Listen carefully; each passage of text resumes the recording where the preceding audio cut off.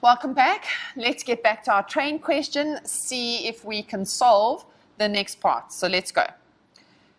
Part 2 asks us to calculate the tension in the link between the train engine and the cart. Now remember, from our previous calculation, we had worked out that acceleration is equal to 6,67 meters per second per second. So we have two options now. I'll show you both. We can substitute this acceleration into equation 1, and equation 1 was originally 10 minus force tension equals A, and we're going to go 10 minus force tension equals 6,67. So if I solve for tension, I'm going to end up with 3,33 newtons. Or I can substitute A into force tension equals mass times acceleration. I'm trying to solve for force tension. Next mass was 0,5. We calculated that in our last calculation. And here you're going to see that there's going to be a slightly different answer. I just want to make you aware of it. This is 3,3. This one's 3,4. Both will be acceptable because you rounded off in equation or in the first calculation in 1.1. So we are aware of the calculation rounding off, and so when it comes to marking, we'll be aware that you've carried through that. Right, so we've done a simple, relatively simple horizontal calculation. I want to now take you onto a vertical calculation. Let's have a look what I've got in store for you. A helicopter. So let me read it to you. A helicopter lifts a load vertically off the ground. Okay, so we're going in that plane. It accelerates at 5 meters per second vertically upwards. First question, draw a labeled free body diagram to show the forces acting on the load. And 2, calculate the lifting force exerted by the rope on the load if the mass of the load is 100 kilograms. Okay, so I don't have a really smart helicopter for you, but what I do have for you is a challenge. So again, time for you to do some work. I'm going to give you a minute because it's just drawing a diagram. I'm going to give you a minute to draw the free body diagram for this question. So 1 minute starting now.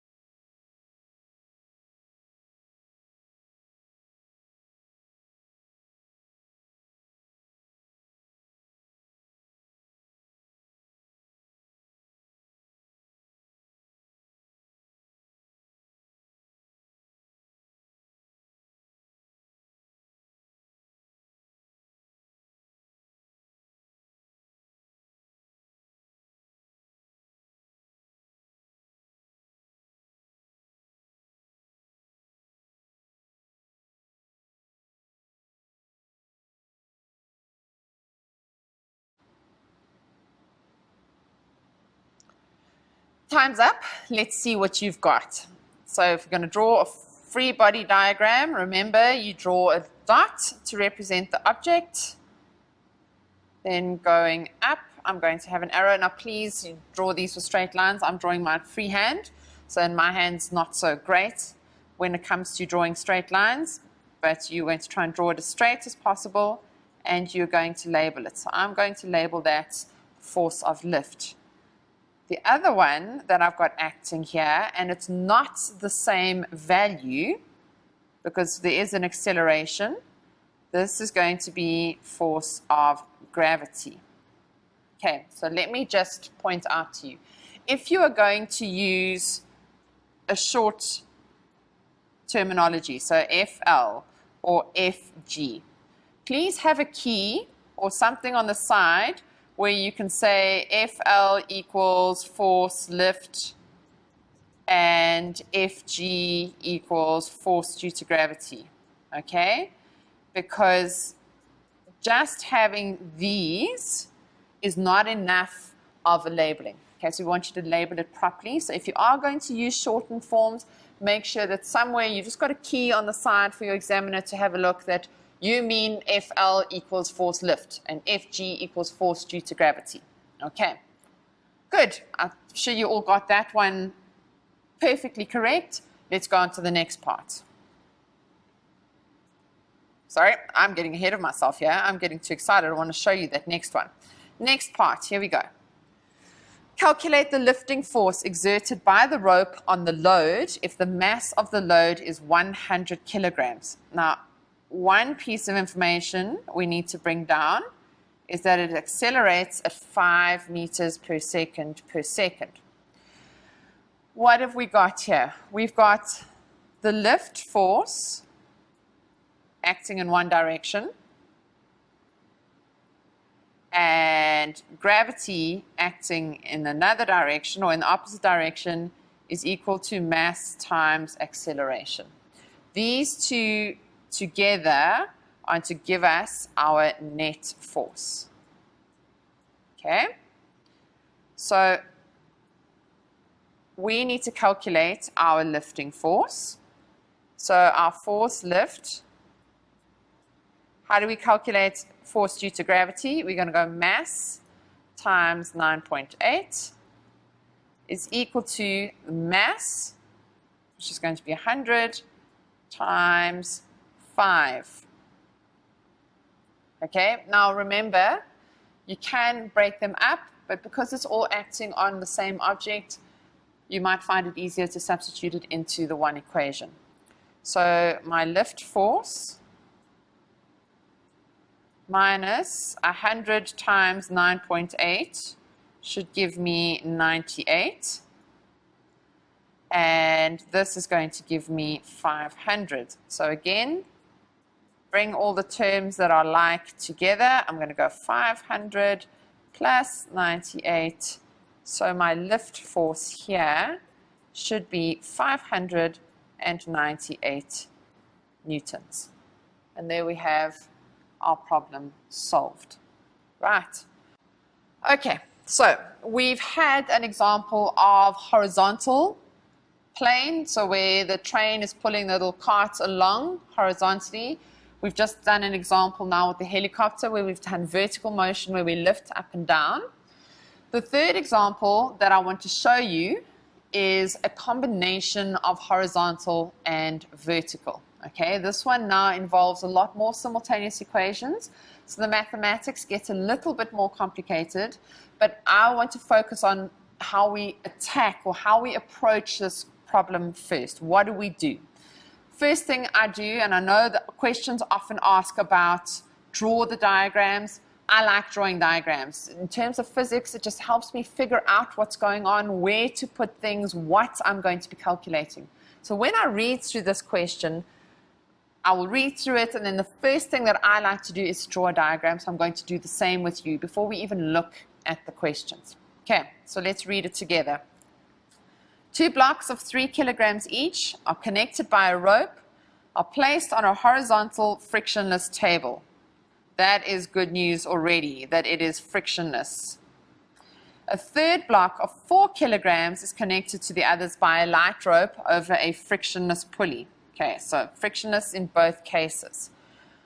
So what do we have? We've got block X and block Y are on the horizontal plane, so they're on top of a table, and block Z is in our vertical plane. So remember I said to you that I like drawing diagrams. So for this, I'm going to draw just a free body diagram of X, and it's going to show that there's a force going in that direction, and that's all that's acting on X.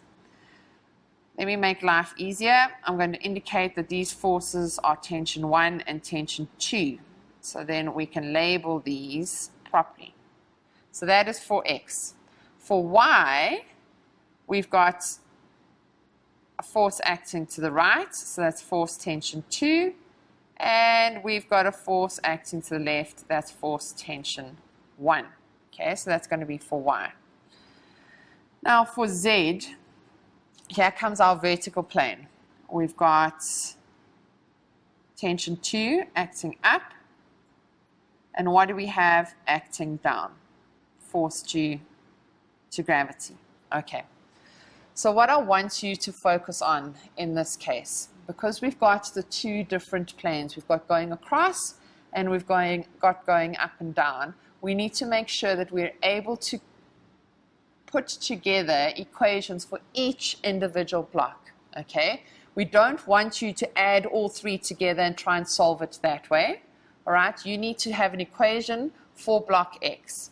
You need to have an equation for block Y, and you need to have an equation for block Z, okay?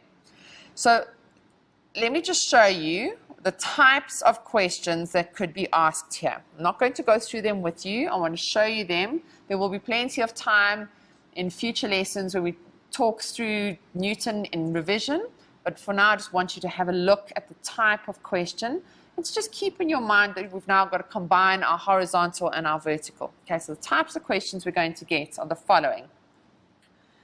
Something like, calculate the acceleration of the 3 kilogram block marked X. Calculate the tension in the rope between X and Y. Or calculate the resultant force on the 3 kilogram block marked Y.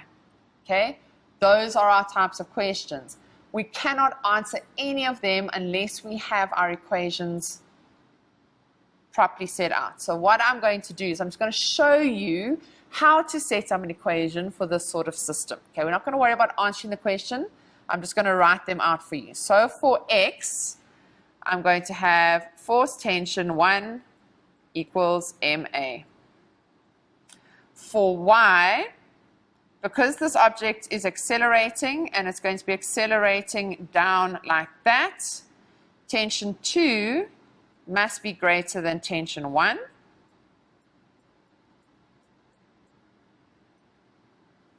And for Z, because it is going down, gravity must be greater than tension 2, and that will give us MA. Okay. We've got a lot in this diagram. We've got 2 different planes, we've got 3 different blocks, we've got 3 different equations. Okay. What you need to remember, draw your diagrams when you see a diagram or a picture like this. Write down your simultaneous or your individual equations so that you can use simultaneous equations. And even if something goes wrong with your maths a little bit later, you have the correct equations and your marker is able to follow through what your thought processes were. Guys and girls, you've done really well today. You've gone through lots of Newton theory. We've done 2 different types of examples, and I've showed you what you can expect if we put the 2 different types together. I know that you'll be able to answer these questions because you can follow the rules of drawing the diagram, writing out the correct equations, and then just substituting as you need. Keep trying hard. Keep practicing the examples that you've got in your textbook so that your teachers give you, and we will see you again soon.